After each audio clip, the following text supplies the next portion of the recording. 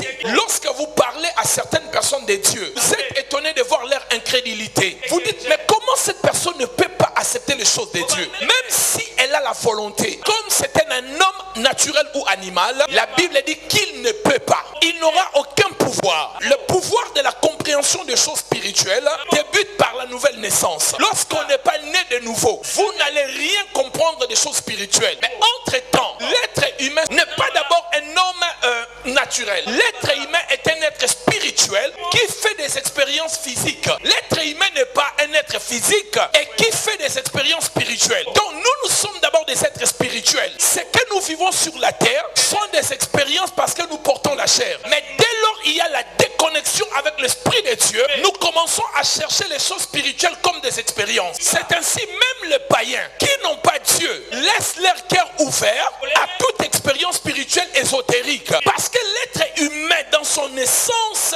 originelle, il est à la recherche de ce qui était lui. Et ce qui était lui, c'était la spiritualité. C'est pour cela, même s'ils n'ont pas donné leur vie à Jésus, leur démarche, c'est de connaître les choses spirituelles. Ils peuvent aller dans tout ce qui est Afrique tribale, dans les sciences occultes, dans les sciences ésotériques, toutes ces choses-là pour comprendre la spiritualité. Ça, c'est l'homme naturel. L'homme naturel, c'est l'homme qui a encore la race adamique. Deuxième sorte des êtres humains sur la terre, c'est le verset 15 qui nous le dit. L'homme spirituel, au contraire, juge de tout. Il n'est lui-même jugé par personne. Qui est un homme spirituel? Un homme spirituel, c'est une personne qui est née de nouveau.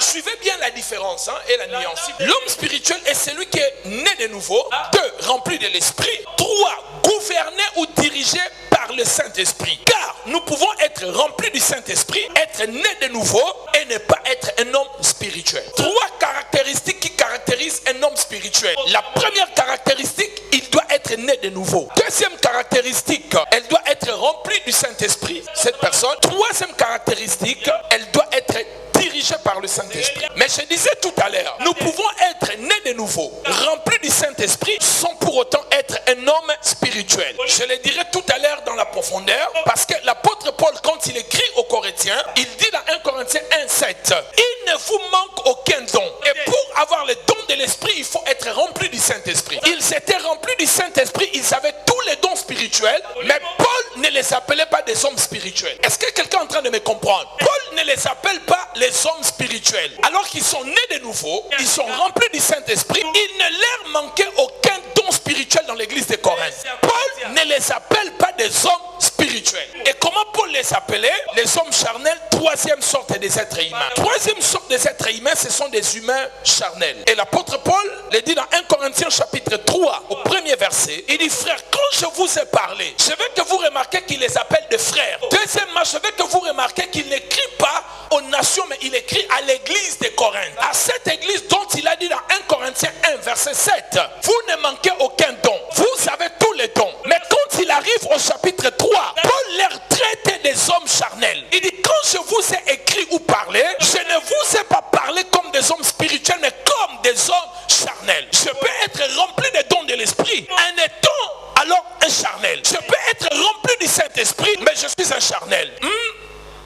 Ah, tu ne dis pas amen. Ça me fait du bien. Amen. Parce que j'aime les débats que j'ai sur Facebook quand les gens regardent mes vidéos. J'aime quand les gens exposent leur ignorance. Ça me fait aussi du bien. Quelqu'un me dit, mais comment on peut avoir les dons et être charnel? Mais oui, les Corinthiens, ils avaient tous les dons et Paul dit, il ne leur manquait aucun don. Ils étaient charnels. Qui vous avait dit que la maturité spirituelle c'est définie par les dons? Mais on vous a menti parce qu'on t'a dit prophétie et tu penses que tu es mature dans le Seigneur. Tu peux avoir des dons puissants de la prophétie et être un bébé spirituel. Tu ne me dis pas amen parce que tu ne crois même pas. Tu peux prophétiser avec de profondeur, avec de grandes profondeurs. Tu peux guérir le malade, faire marcher le paralytique, mais tu n'es qu'un bébé spirituel. C'est Paul qui le dit dans 1 Corinthiens 3 verset 1. Il dit aux Corinthiens qu'il y avait des dons de guérison, de la prophétie, de la parole de connaissance, des discernements des esprits, d'opérer de miracles, des dons de foi, des dons de parler de nouvelles langues, des dons d'interprétation des langues. Ils avaient tous les dons. Mais Paul dit, quand je vous ai parlé